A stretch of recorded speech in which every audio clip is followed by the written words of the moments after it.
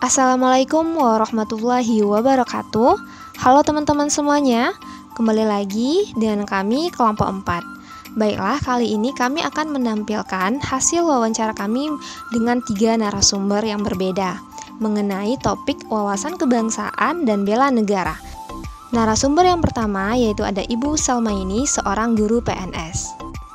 Narasumber yang kedua yaitu ada Ibu Tuti Anggraini, berprofesi sebagai tenaga harian lepas. Narasumber yang ketiga ada adik kita yang bernama Mita Nataria yang berprofesi sebagai seorang mahasiswa. Yuk kita simak apa aja pertanyaan dan jawaban yang mereka utarakan dari pertanyaan yang telah kami sajikan. Halo, selamat siang Dek. Siang Kak. Terima kasih ya atas waktunya. Perkenalkan, nama saya Santi Yolandari. Di sini saya ingin menanyakan pada Adek beberapa pertanyaan, ingin mewawancarai Adek tentang wawasan kebangsaan dan bela negara. Kita masuk pertanyaan yang pertama ya Bu ya. Apa yang Ibu ketahui tentang wawasan kebangsaan dan bela negara? Wawasan kebangsaan adalah cara pandang bangsa Indonesia mengenai diri dan lingkungannya. Sedangkan bela negara adalah sikap dan perilaku warga negara yang dijiwai oleh kecintaannya kepada negara. Yang pertama, apakah yang Adek ketahui tentang wawasan kebangsaan dan bela negara? Jadi menurut saya wawasan kebangsaan itu adalah pengetahuan kita bagaimana cara kita memandang bahasa Indonesia berlandaskan NKRI dan Pancasila. Bela negara adalah sikap, perilaku, dan tindakan yang sesuai dengan nilai-nilai Pancasila. Yang kedua Ibu, kegiatan apa yang sudah Ibu lakukan untuk mewujudkan sikap bela negara? Menjalankan kewajiban sebagai guru, bangsa yang mana mencerdaskan bangsa, guru yang mengabdi di perbatasan dan telah mengharumkan nama bangsa. Bisa pula dikategorikan sebagai bela negara, guru yang peduli pada lingkungan sekolah. Upaya bela negara diselenggarakan melalui pendidikan kewarganegaraan, aktif mencegah murid-muridnya dalam menyalahgunakan narkoba, juga termasuk bela negara. Sebagai seseorang yang bekerja di kantor pemerintahan, sikap bela negara yang sudah saya lakukan adalah kedisiplinan dalam bekerja. Kegiatan apa sih yang sudah Adek lakukan untuk mewujudkan sikap bela negara? Cara saya untuk mewujudkan sikap bela negara itu seperti memakai produk-produk lokal seperti skincare, terus juga membeli produk lokal seperti makanan seperti keripik, seperti itu. Kalau misalnya bagaimana sih Adek untuk mengimplementasikan diri Adek dalam sikap bela negara pada profesi Adek sebagai mahasiswa? Baik.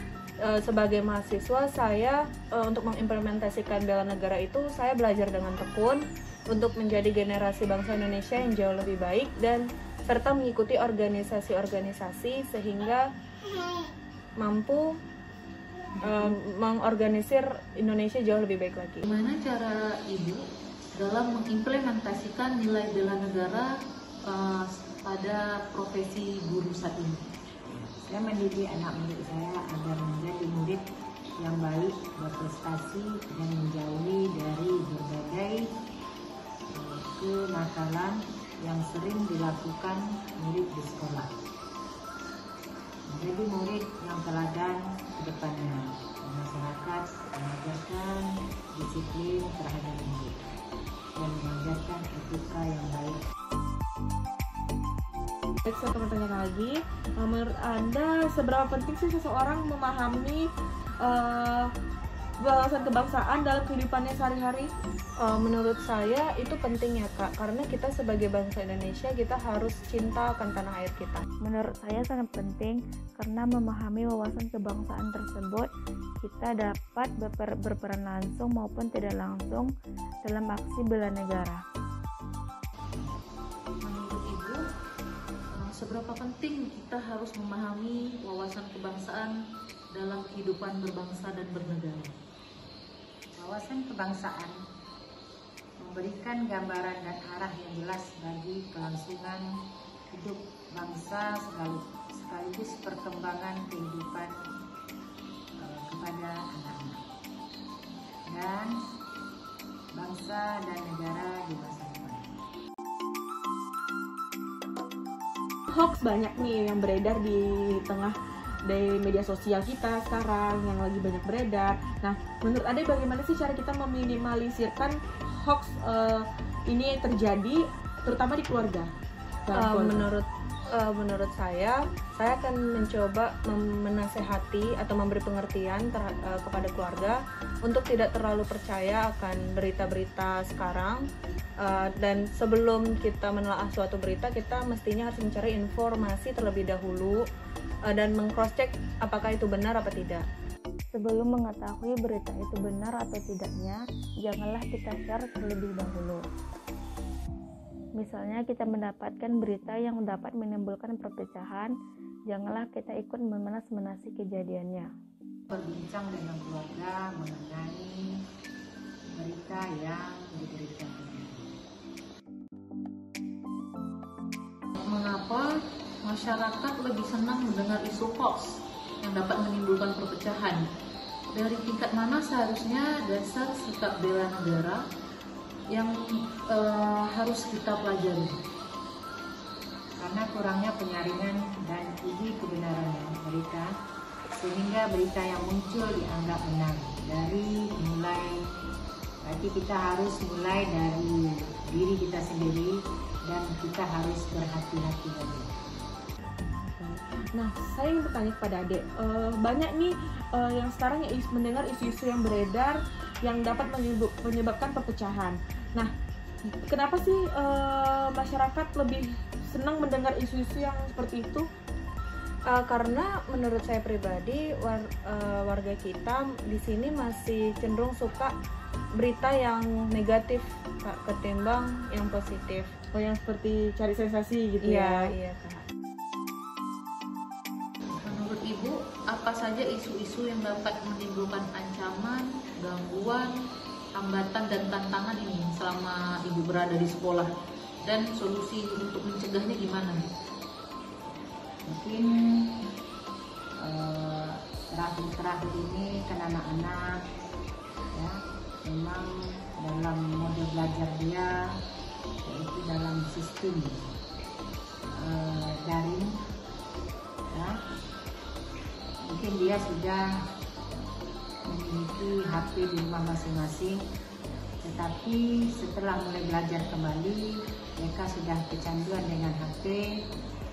Untuk mengontrol dia, yaitu perlu kerjasama dengan orang tua, karena dia tidak kurang minat untuk belajar karena dia sudah diasikkan oleh media sosial atau HP tadi. Jadi memang kesulitannya yaitu harus ada kerjasama dengan orang tua, karena guru tidak bisa memantau sepenuhnya.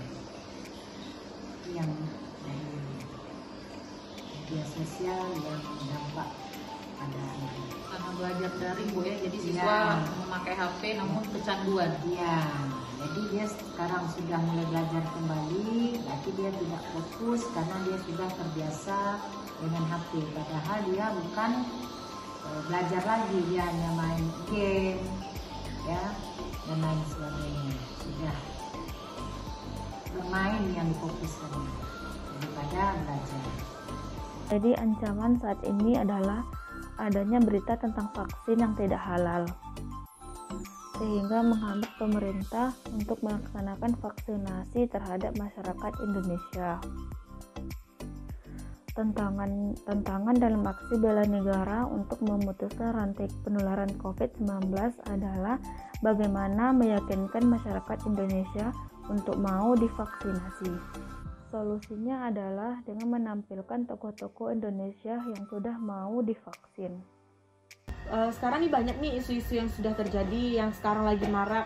Nah, apa sih yang Adik ketahui tentang isu-isu yang sekarang lebih banyak terjadi di lingkungan kita? Yang seperti memecah belah itu ya, Iya. Kak, ya? Iya. Jadi isu-isu ini seperti kayak isu corona, terus juga salah satunya corona, terus narkoba, terus cyberbullying, terus juga radikalisme dan lain-lain sih, Kak. Nah, ini saya ingin bertanya nih kepada Ade. Bagaimana sikap Ade terhadap orang yang anti dengan bela negara? untuk orang yang anti bela negara tersebut, saya akan mencoba untuk menasihati mereka terlebih dahulu, karena kita sebagai warga Indonesia, kita harus cinta akan tanah air kita. Ibu, terima kasih banyak atas meluangkan waktunya. Saya sudah bisa interview atau menanyakan beberapa pertanyaan. Terima kasih banyak ya Ibu ya. Sama-sama. Oke, terima kasih atas informasi yang sudah dikasihkan. Semoga semakin sukses. Nah, dari hasil interview tadi, kami dapat menganalisis bahwa setiap anak bangsa memiliki jiwa bela negara di dalam dirinya, khususnya setiap narasumber yang kami interview. Setiap narasumber yang kami tanya ingin dan telah banyak berkontribusi dalam aksi bela negara, yaitu bagaimana mereka berkontribusi dalam meminimalisir berita hoax. Berita hoax ini merupakan isu global yang dapat mengancam keutuhan dan kedaulatan negara dan bangsa apabila tidak diselesaikan dengan segera. Kesimpulannya, dari hasil interview yang kami lakukan pada 3 orang narasumber yang berbeda, dapat kami simpulkan bahwa pada dasarnya mereka semua paham dengan wawasan kebangsaan dan arti bela negara. Hal itu nampak dari cara menjelaskan bagaimana mereka ikut berpartisipasi pada aksi bela negara sesuai dengan profesi mereka masing-masing. Nah, oke teman-teman, sekian dari kelompok kami. Semoga apa yang kami sampaikan ini bermanfaat buat teman-teman semua. Ayo kita semua bela negara, mulai dari diri kita, mulai dari hal kecil, mulai dari saat ini. Oke, assalamualaikum warahmatullahi wabarakatuh.